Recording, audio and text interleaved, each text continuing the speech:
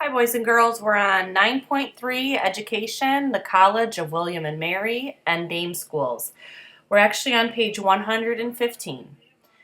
At one end of the town's main street stood the College of William and Mary. The college was named after King William III and Queen Mary II of England. In 1693, they gave the order to start a school.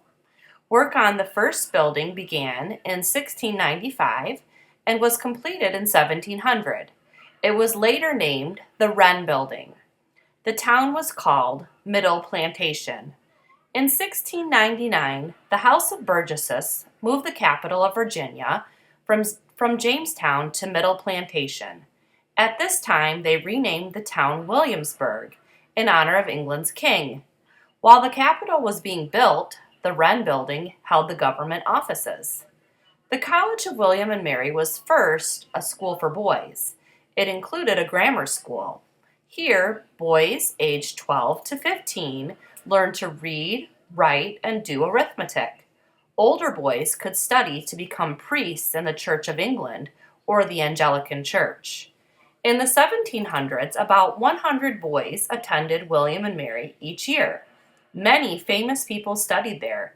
In fact, 4 boys who later became U.S. presidents, George Washington, Thomas Jefferson, James Monroe, and John Tyler, attended the college. I'm now turning the page. We're on page 116. Boys and girls in the colonies were educated differently. In large towns like Williamsburg, many boys went to school. In the countryside, families with enough money might send boys to study with a local minister or priest, or parents might hire a tutor or private teacher to come to their homes.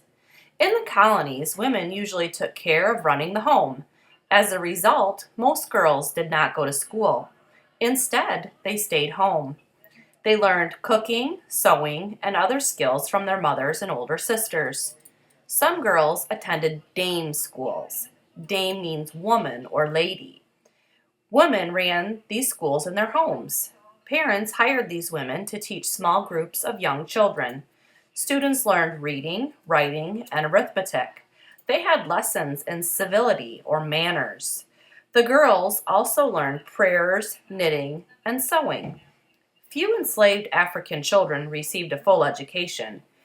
African American parents who had some education might teach their children to read and write. Williamsburg did have 2 very small schools for non-white children. One was for African American boys. The other was for American Indian boys. Both schools prepared boys to be priests in the Anglican Church. Very few boys attended these schools. After some slaves revolted in 1831, Southern states passed strict laws against any further education of slaves.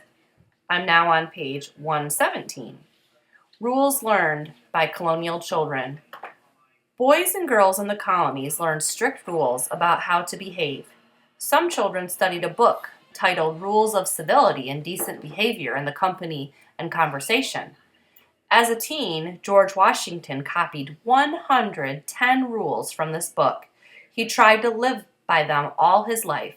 Here are a few of the rules. First, every action done in company ought to be with some sign of respect to those that are present. Second, when in company, put not your hands to any part of the body not usually discovered or seen. Third, show nothing to your friend that may affright or frighten him. Fourth, in the presence of others, sing not to yourself with a humming noise, nor drum with your fingers or feet.